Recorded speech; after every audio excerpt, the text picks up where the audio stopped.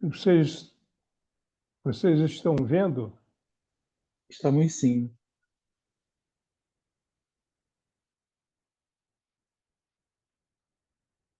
Acho que está sobrepondo a sua página, não sei. Não, eu Espera já aí, deixa eu interrompi ver. o meu compartilhamento. Espera aí. Está aparecendo uma página aí? Não, né? Só está aparecendo a apresentação, né? Isso. Tá. Então, muito boa tarde a todos. Vamos, com a bênção de Jesus, estudar juntos esse tema que nos foi passado sobre mediunidade na infância e na adolescência. Bom, nós separamos esses tópicos. O assunto realmente é muito vasto, mas nós separamos esses tópicos para objetivar, dentro dos nossos limites, determinada percepção do assunto. Vamos falar do conceito de mediunidade, a infância e adolescência, os conceitos também, eclosão da mediunidade, ocorrências mediúnicas na infância e na adolescência, o papel de pais e orientadores e mediunidade em crianças e jovens nos nossos dias. Então, falando a respeito do conceito de mediunidade, nós podemos adiantar que é um conceito que não é simples. Não é simples porque tem se mistura a outros conceitos, né? Então, por isso é que eu pus aqui, no início, essa pergunta 459, famosa pergunta, que fala a respeito de influência. Influem os espíritos em nossos pensamentos e em nossos atos? Muito mais do que imaginais. Influem a tal ponto que são eles que vos dirigem. E aqui, no livro dos médiuns, Kardec fala que médium, 159, é toda pessoa que sente, num grau qualquer, a influência dos espíritos. Então, aqui eles fala também que é uma faculdade inerente ao homem, uma questão orgânica, não é nenhum privilégio dado a alguém, é como a inteligência, faz parte da natureza do ser. E por isso todos são mais ou menos médiuns, mas é uma qualificação usualmente aplicável aos casos de faculdade bem caracterizada, de efeitos patentes, né? Em que fique claro, porque, na realidade, mediunidade é intermediação. E eu acresci aqui considerações sobre animismo e mediunidade, que hoje em dia se fala cada vez mais de animismo, que é um termo que não existia no tempo de Kardec, mas nem por isso ele deixava de fazer uma distinção entre os fenômenos que, que têm origem no próprio espírito e os fenômenos de mediunidade, que são fenômenos de intermediação. Mas antes a gente falou aqui sobre influência, até que ponto, né, nós podemos dizer que o fato de os espíritos nos influenciarem os encarnados, isso está relacionado com a mediunidade. Nós podemos dizer que o simples fato de nós recebermos influência dos espíritos não caracteriza a mediunidade, mas toda a situação mediúnica depende da influência dos espíritos. Então, é importante que nós entendamos isso. Se nós nos ligarmos ao critério de que mediunidade é intermediação, na realidade a palavra significa isso, né? Nós vamos entender assim mais claramente. Médium é aquele que intermedia aquilo que vem da dimensão contígua, ele traz para a dimensão física. E então, No caso, animismo não é mediunidade. Por quê? Porque são fenômenos que do próprio espírito, né, em relação à sua própria parte física, que é da parte espiritual com a parte física. Então, vidência não é mediunidade. É estranho a gente falar isso, mas é verdade. A simples vidência, a simples audiência, a emancipação da alma, a dupla vista, todos esses fenômenos são fenômenos anímicos, não são fenômenos mediúnicos. Sonambulismo não é um fenômeno mediúnico, é um fenômeno anímico. Mas o sonâmbulo pode ser usado mediunicamente. E Kardec dá o exemplo ali de um jovem que ele tinha a mediunidade de estudar as doenças das pessoas e falar das características daquela patologia. E aí as pessoas que estavam ouvindo, ele dizia, diziam para ele: bom, você já caracterizou, agora falta a receita. Aí ele falou: não, mas não sou eu quem receita, é o doutor com quem eu trabalho. Então, o fato de ele estudar aquela doença não era mediúnico, mas a transmissão da receita por intermédio dele era um fato mediúnico. Deixa eu só trocar aqui. Que quando a gente inverte o fone, fica caindo. Então, é importante a gente compreender que o campo da mediunidade é vasto e tem vários aspectos. Se nós vamos estudar sobre mediunidade na infância e na adolescência, nós temos que partir de deixar mais tão claros quanto possíveis esses conceitos, né? Infância e adolescência. O que é? Fala a pedagogia, falam todos os estudos a respeito dessa classificação. Não é do nosso intuito aqui nos demorar nesse tipo de classificação, mas nós temos que entender o que significa, quais são as características da fase infantil, né? Então, a criança é um ser é um espírito que, enquanto criança, constrói o seu próprio conhecimento pela interação com o meio. Aprende não pela transmissão de informações, mas como processo ativo. Você pode dizer para uma criança: faça isso, faça aquilo, e ela obedecer, entender que deve fazer isso, aquilo. Mas o aprendizado mesmo, nessa fase, vem da própria experiência da criança num processo ativo. E o erro faz parte do processo de aprendizagem. Ela vai errando e acertando, aliás, como todos nós. A imaginação é um aspecto essencial do desenvolvimento infantil e ocupa lugar central nos primeiros anos de vida. Ora, isso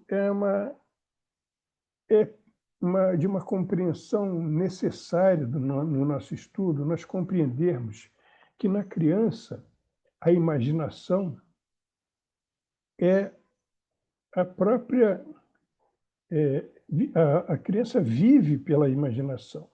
Ela confunde a realidade e a fantasia porque ela não sabe definir.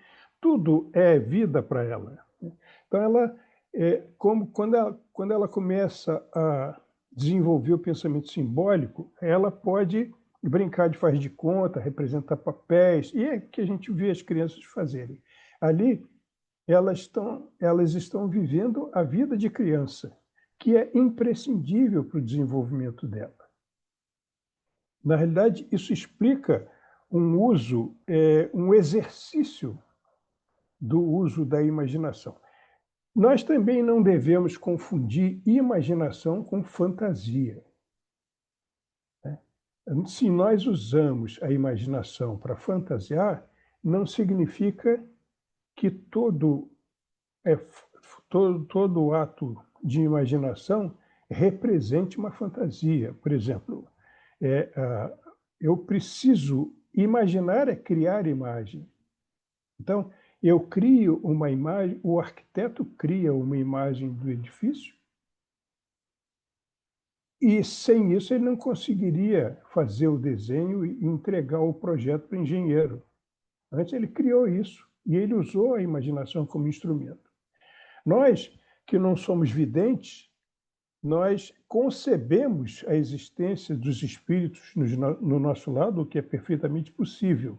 E nós usamos a imaginação, não no sentido de fantasiar, mas de conceber a possibilidade, e nem nós, então, isso não significa que nós estejamos falseando alguma coisa, nós estamos concebendo a possibilidade.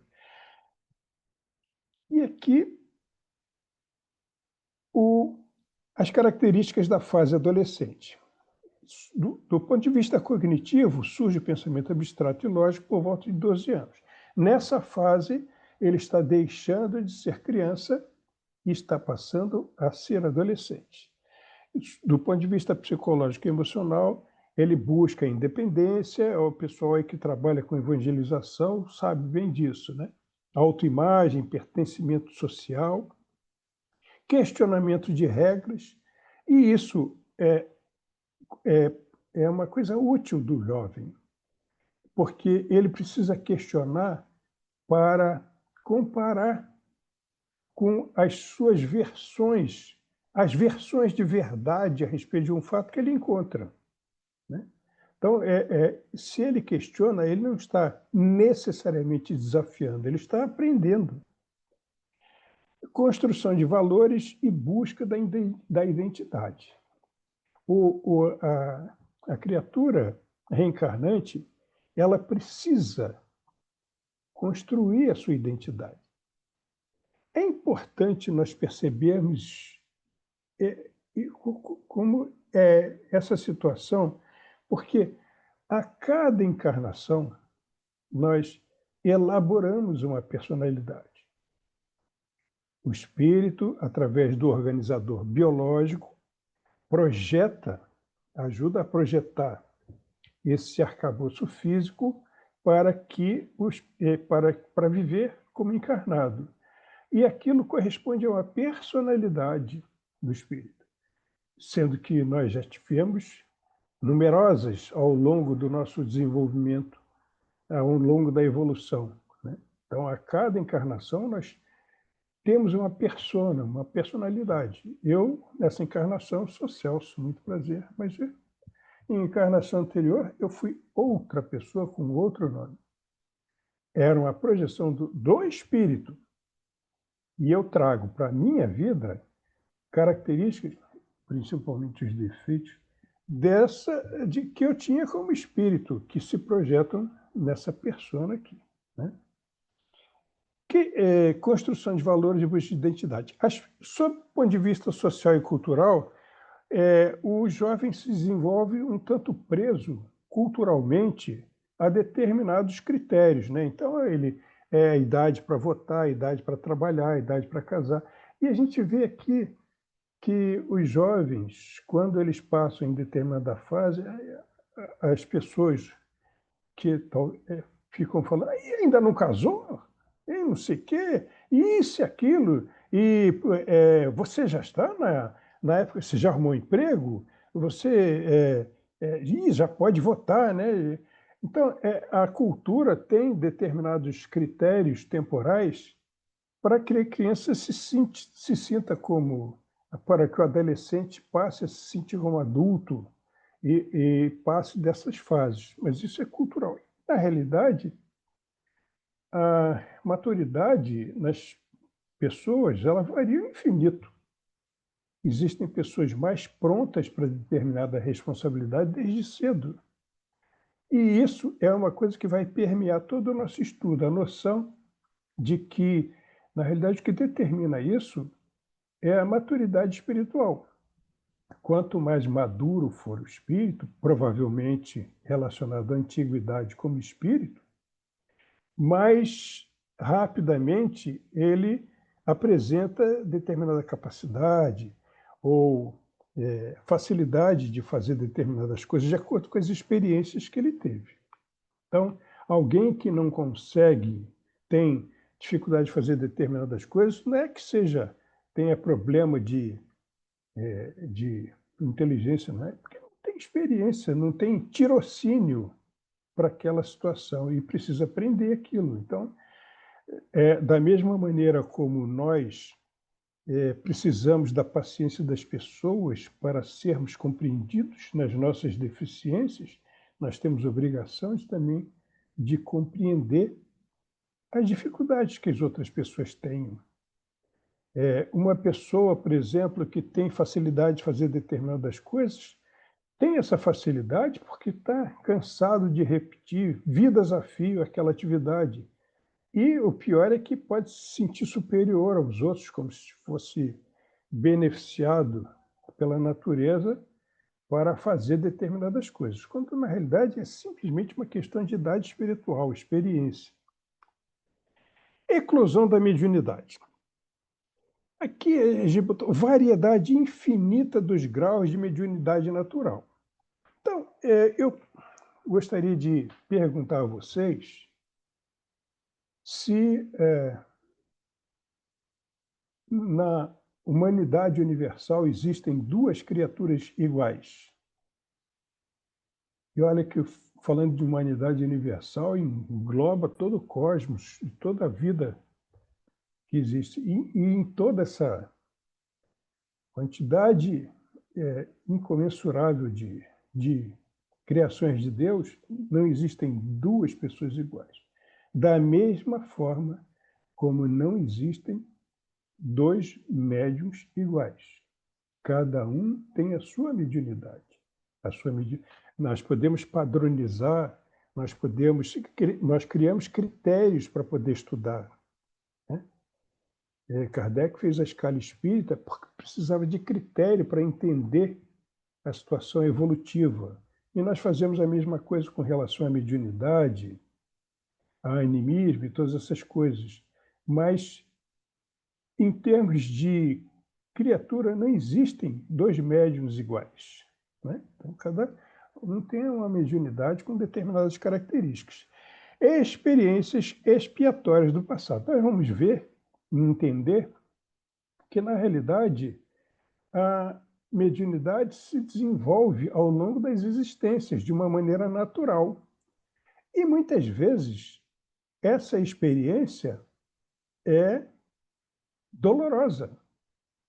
Quantas vezes, em existências anteriores, nós podemos ter sido objeto de injunções obsessivas, né? Nós passamos por esse processo e, de uma certa maneira, mesmo dolorosa, isso desenvolve determinados aspectos da mediunidade que passa a ser o patrimônio da pessoa. Claro, ninguém precisa ser obsidiado para ser médium, mas nós temos que considerar que os processos obsessivos, de uma certa maneira, mesmo que dessa forma, trazem determinadas características de desenvolvimento a essa comunhão de mentes, quer dizer, trazendo outros aspectos no desenvolvimento da mediunidade. Mandato mediúnico. E existem esses médiuns que vêm porque, como uma encarnação programada ou por dívidas, ou por compromissos, ou por missão, eles, a partir de uma determinada idade, eclode a mediunidade deles. Aqui, para a gente ter uma noção, Dona Ivone, o Chico, o Divaldo, por volta de 4 anos, eles já estavam expressando mediunidade. Hercílio Mais, que é esse médium ele viveu em Curitiba, aos 5 anos ele já via os espíritos. Ana Prado, que é uma médium muito importante brasileira, ela é pouco falada, mas foi uma médium completíssima em termos de fenômeno. A mediunidade dela surgiu aos 35 anos, depois de casada, com filhos,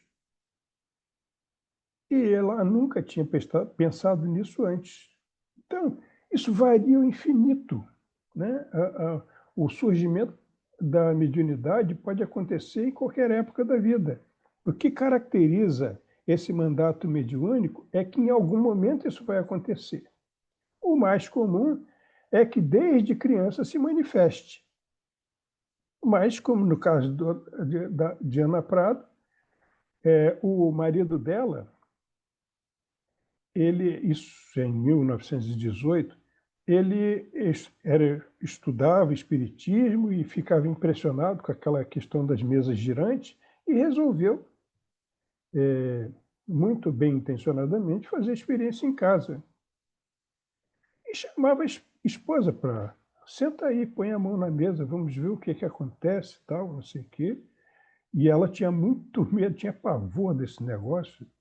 E quando a mesa começou a estalar, ela foi a primeira a sair correndo. E estava estalando por causa dela, né?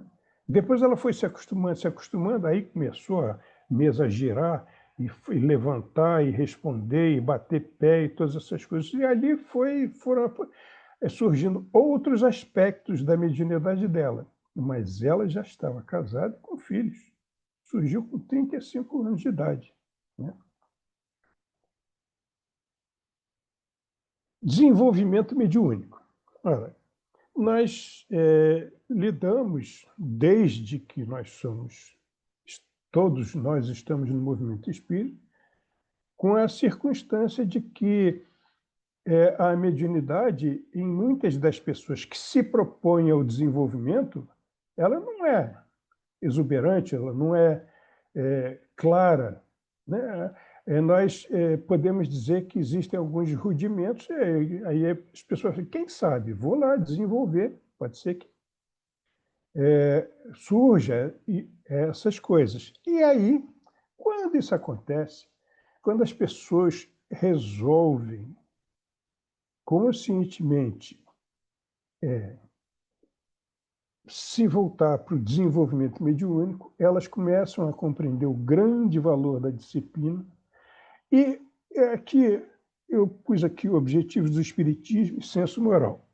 Ora, mediunidade, claro, não é uma exclusividade do Espiritismo, sem dúvida alguma. Mas por que é que o Espiritismo é tão ligado à mediunidade? Porque o Espiritismo, com uma atualização do próprio movimento cristão, considerando os fatos mediúnicos, considerando o trabalho que nós fazemos para conscientizar a respeito da pré-existência do espírito e das questões de reencarnação, e existe uma responsabilidade no sentido de ligar a mediunidade à questão moral. Por quê? Porque se isso não for feito, nós vamos ter um mundo de loucos. Em Paris, quando chegaram lá, chegou lá o assunto das mesas girantes, vindo dos Estados Unidos, aquilo ali era um esporte de inverno, né? As pessoas brincavam com aquilo e tal, e porque o vulgo, ele é muito dado a vulgaridades, né? Então trata muitas vezes essas questões sem a menor seriedade. Então o espiritismo vem trazer, junto com a pesquisa profunda da mediunidade, a seriedade, a responsabilidade, ligar todas essas questões ao senso moral, por uma questão de que isso precisa ter um fim útil e não pode representar perigo para ninguém, né? Ocorrências mediúnicas na infância e na adolescência. Esses textos foram retirados da Revista Espírita. Então, aqui tem o exemplo de uma mediunidade natural espontânea, uma jovem de 15 anos, sem nenhum conhecimento do espiritismo, que durante um período psicografava quase diariamente páginas inteiras de modo inteiramente mecânico. Ela simplesmente sentiu vontade de escrever, começou, desandou a escrever, escrevia páginas inteiras, páginas. Então, aqui nós temos que também concordar com uma observação importante.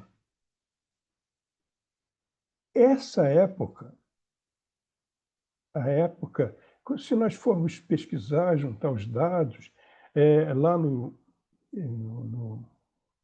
no livro sobre a viagem espírita que Kardec fez pela França, depois de certo tempo de espiritismo, mostram que a espiritualidade estava organizando todo esse movimento trazido para a humanidade terrestre. Então, tudo isso foi propiciado, isso tinha data para acontecer.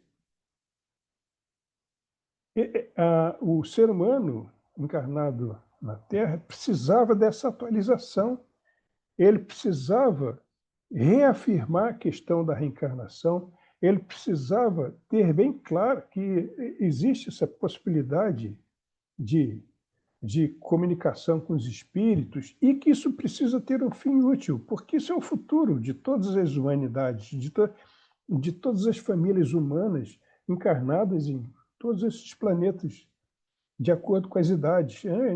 Em planetas mais adiantados, a mediunidade é uma coisa inteiramente natural. Então, essas ocorrências passaram a acontecer, de repente, começou a se noticiar a respeito de um monte de coisas. Por quê? Porque estava na época de acontecer. E se descobre claramente uma grande organização por trás desses fenômenos, que propiciava, catava médio, todo mundo passou a ter mais sensibilidade para determinadas coisas e apareceu um monte de fenômeno. Um outro caso, um menino de 13 anos, por quem se manifestava um espírito que simulava toda a sorte de evoluções militares, como uso de armas, ataque a forte, manobras de artilharia, mas com impassibilidade e despreocupação, enquanto mãos e braços se entregavam às atividades simuladas. Isso significa o seguinte: ele ficava olhando para as pessoas sem entender muito bem o que estava acontecendo, e as mãos dele trabalhavam fazendo aqueles exercícios, simulando que estava pegando numa arma, fazendo isso, fazendo aquilo. É claro que ali o espírito era alguém preocupado com essas coisas todas, mas isso aqui praticamente era uma psicofonia, né? Era uma influência que levava esse menino a fazer todas aquelas coisas, aqueles movimentos. Um outro exemplo, um menino de 16 anos que a cada vez que se fazia uma evocação, ele entrava em sono, sem ser propiciado isso, respondendo a todas as perguntas dirigidas ao espírito, se expressando em latim, inglês e alemão, línguas que desconhecia totalmente. Ao acordar, ele de nada se lembrava. Isso aqui é bem psicofônico mesmo, né? Bem psicofônico. Então, ele era um médium falante, porque esses termos de incorporação e psicofonia não existiam no tempo de Kardec. Ele falava de médiuns falantes. Aqui, agora, eu trouxe aqui um exemplo interessante. As aparições de Fátima, são os milagres católicos. Em 1917, em Portugal, 3 crianças, enquanto apacentavam um pequeno rebanho, viram uma senhora mais brilhante que o sol. Lúcia via, ouvia e falava com a senhora. Jacinta via e ouvia, e Francisco apenas via. Então, essas 3 crianças, esses 3 médiuns, cada um tinha uma característica. A Lúcia, ela via e conversava mentalmente com essa senhora, que para ela era Nossa Senhora. Mas podia ser. Era como Bezerra de Menezes está aí em tudo quanto é canto, né? Ao mesmo tempo. No Livro dos Médiuns, Kardec explica claramente isso. Desde que um espírito fale tudo aquilo que aquele espírito falaria, pode ser tomado como ele, porque entre os espíritos não existe essa distinção, eu, sou você. Na realidade, o que importa é a missão, o que importa é o objetivo, né? Então, não é questão de questionar se era ou não Nossa Senhora, ou alguém que, muito provavelmente, era um espírito que a representava, mas que para essas pessoas católicas que eram, era importante que fosse tomada dessa maneira, né? E esse milagre aqui,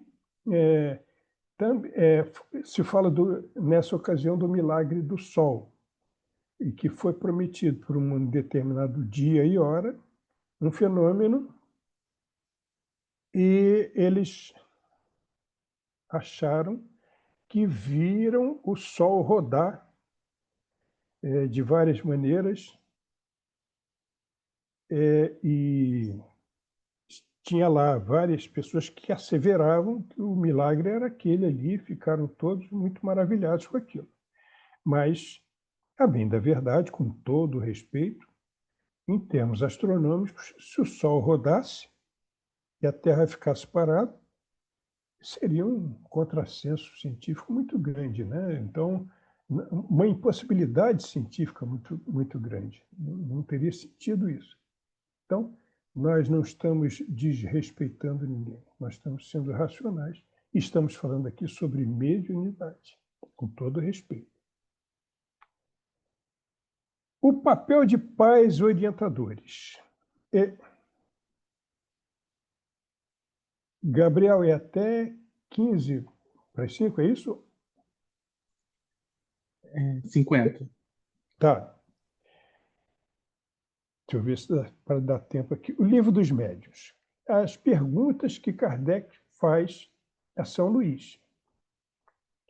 Influência do exercício da mediunidade sobre as crianças. 6. Será inconveniente desenvolver-se a mediunidade nas crianças? Certamente. E sustento mesmo que seria muito perigoso, visto que esses organismos débeis e delicados sofreriam fortes abalos e as imaginações infantis excessiva superexcitação. Pais prudentes devem afastá-las dessas coisas, ou pelo menos só lhes falar do assunto do ponto de vista das consequências morais. Então, São Luís é muito claro. E, aliás, nós vimos lá, no início, as fases de desenvolvimento infantil, entendendo que a criança não está pronta para esses fenômenos, né? E pretender que ela faça um desenvolvimento nessa fase seria muito perigoso. E aqui nós temos qual é o papel do pai, dos pais, né? A mãe, ou dos que cuidam da criança, é entender as coisas sabendo que a criança tem essas limitações. Mas o que acontece muitas vezes, não são poucas vezes, não. Ansiedade, expectativa e riscos de falar sobre mediunidade. Não é difícil figurar um pai que, diante de determinadas coisas que a criança fala, meu filho é médium, você é médium, meu filho, então, não sei o que, começa a pôr essas coisas na cabeça da criança. Você tem que desenvolver, porque isso é pura ignorância, porque é o pai que não estuda. Além de ele pretender que o filho, quando chegar à idade, deverá estudar, ele mesmo que não estuda. E ele é muito ansioso para ter um pai, um filho médium, e todas aquelas coisas, fica enchendo a cabeça da criança com essas coisas, né? Se existe dúvida sobre se é mediunidade ou não, tem que esperar o que vai acontecer, né? E se houver necessidade, vai-se buscar um centro que seja de confiança, um lugar reconhecidamente sério para levar a criança, não para que ela desenvolva mediunidade, mas para que ela entre em contato ali com o serviço de passe, com a evangelização, né? E é aí que a evangelização é útil. Essas crianças que aparecem lá no centro, né, elas, muitas vezes, elas são crianças que estão ali, não é à toa, e elas podem estar sendo preparadas desde aqueles momentos para o ambiente espírita, no qual vai ser muito mais seguro desenvolver a mediunidade, caso ela tenha que acontecer, né? 7. Entretanto, Kardec questiona, né? Há crianças que são médios naturalmente, quer de efeitos físicos, quer de escrita, de visões. Esses casos apresentam mesmo inconveniente? Claro que não, né? Quando a faculdade se manifesta espontaneamente numa criança, isso está na natureza dela, e porque a sua constituição se presta para isso. Notai que a criança que tem visões pouco se importa com elas, pois lhe parecem coisas muito naturais. E Divaldo, quando ele via a avó dele, falava: tem a senhora aqui falando comigo. E a mãe dele, severo: que veneno? A gente não está vendo nada? Que isso, menino? Você vai apanhar e tal. Não, é uma senhora, tem aqui um broche aqui. Né? Aí a irmã, a tia dele, fala: é, é mamãe porque eu botei esse camafeu nela antes dela ser enterrada.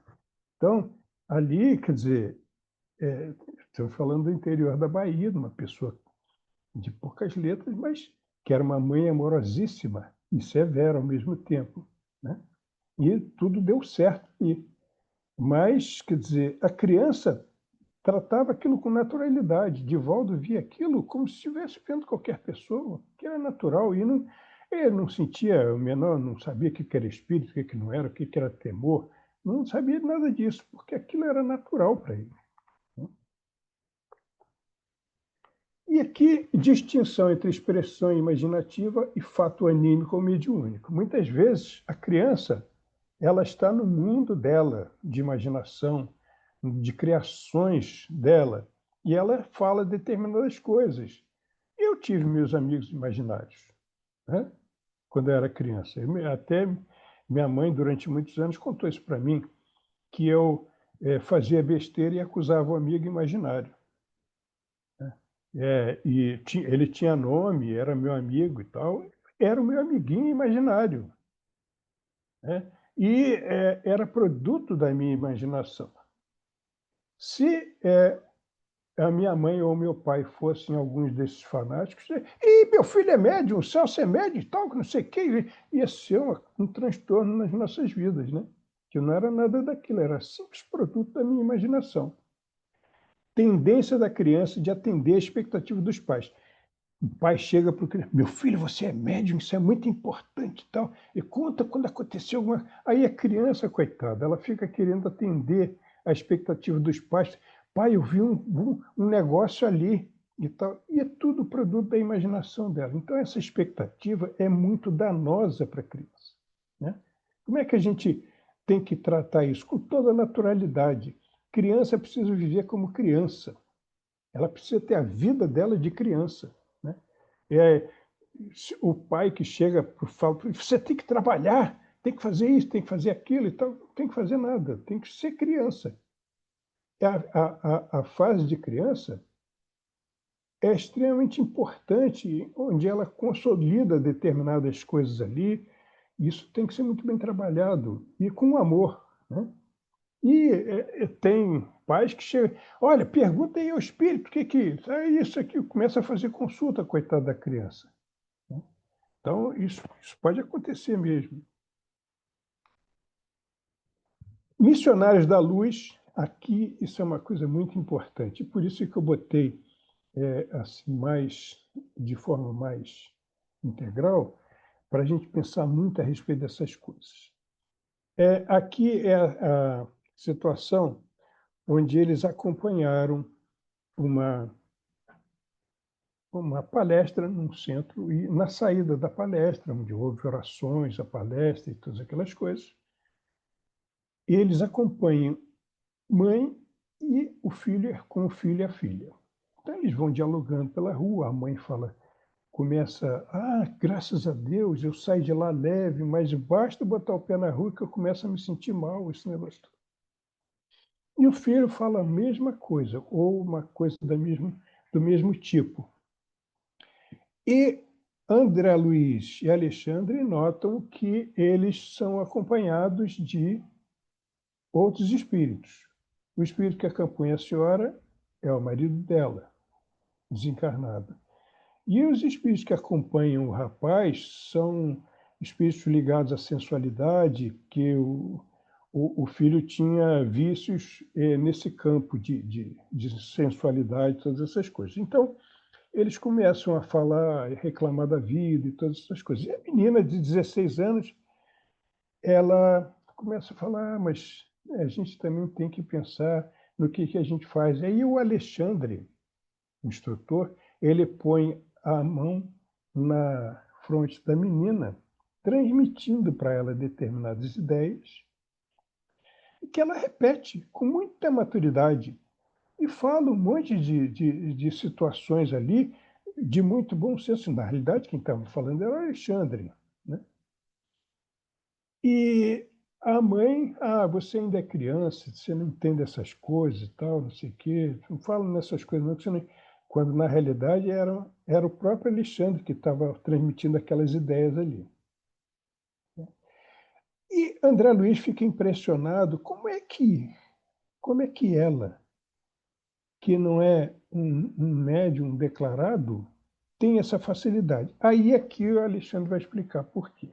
Ele diz que ela conserva ainda o vaso orgânico na mesma pureza com que o recebeu dos benfeitores que lhe prepararam em reencarnação. Então, meus amigos, quando nós temos essa idade, é porque nós já esquecemos disso, né? Mas quando nós chegamos, começamos na primeira fase da nossa reencarnação, nós trazemos um veículo mais puro, mais limpinho, mais, geralmente, né? Sem essas tendências, principalmente se nós não temos débitos com alguém do passado que fica precipitando determinadas coisas em nós. Mas ele comenta, ainda não vive no plano das emoções mais fortes e suas possibilidades de recepção no domínio intuitivo conservam-se claras e maleáveis. Ela recebia cristalinamente o pensamento do Alexandre e transmitia aquilo. Seus órgãos vocais, por enquanto, não foram viciados pela maledicência, pela revolta e pela hipocrisia. E aí a gente começa a compreender como é importante o ambiente em que vive a criança e o jovem, justamente para que essa deterioração, em termos de comportamento, em termos de maus hábitos, se demore ao máximo, para pegar a fase adulta, onde a criatura já tenha discernimento e possa trabalhar o próprio senso moral para impedir conscientemente essa deterioração. Então, por isso é que a criança, nessa época, tem que ser alvo de cuidados, porque como nós usamos dizer, é aquele barro mole que precisa ser moldado. E vem puro, vem sem essas tendências todas. E ele continua aqui. Seu sistema nervoso goza de harmonia invejável e o seu coração, envolvido em bons sentimentos, comunga com a beleza das verdades eternas. Como não tem graves débitos do pretérito e por isso isento do contato com entidades perversas, pode refletir com exatidão os nossos pensamentos mais íntimos. Suas células ainda se encontram absolutamente livres de influências tóxicas. Então ele retrata que esse é o estado de alguém numa fase jovem que tem essa pureza justamente porque ainda não tem viciados os seus veículos e todas aquelas situações. Mediunidade em crianças e jovens nos nossos dias. A criança que apresente mediunidade deve ser tratada com naturalidade, mas requer atenção especial dos pais. Nada disso, soltar fogos porque o menino viu o espírito, essas coisas todas. Não, trata com naturalidade isso, né? Qualquer questão relacionada com mediunidade e animismo deve ser tratada com preocupações morais desde o início. No culto no lar, A criança deve participar e deve ir compreendendo isso, né? Num meio social como o de hoje, fortemente materialista, dominado pelo modismo superficial e imediatista, a criança e o jovem necessitam de referências sólidas para o desenvolvimento do senso moral. Gabriel, vou ficar te devendo 5 minutos. O ambiente familiar deve ensinar a valorizar a convivência amorosa, a responsabilidade e o respeito ao próximo. Então, o que nós vemos, vocês aí que trabalham com evangelização podem falar até melhor, é realmente um desafio muito grande. Quando a criatura chega na adolescência, ela passa por uma fase que requer muitos cuidados, porque os estímulos que ela recebe, o tipo de influência que ela recebe, ela ainda não tem o discernimento da fase adulta, mas ela já não é criança.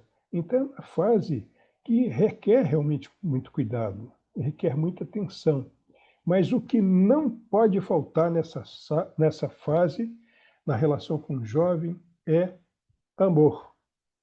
O jovem precisa se sentir amado, cuidado. Ele precisa saber que existe preocupação para com ele, esse amor, esse cuidado. Porque o lar em que os pais, hoje em dia, esse jovem só a si mesmo e tal, aí essa criança vai se distanciando cada vez mais do ambiente familiar e das ideias que esse ambiente familiar pode trazer de benéficas para essa situação, né?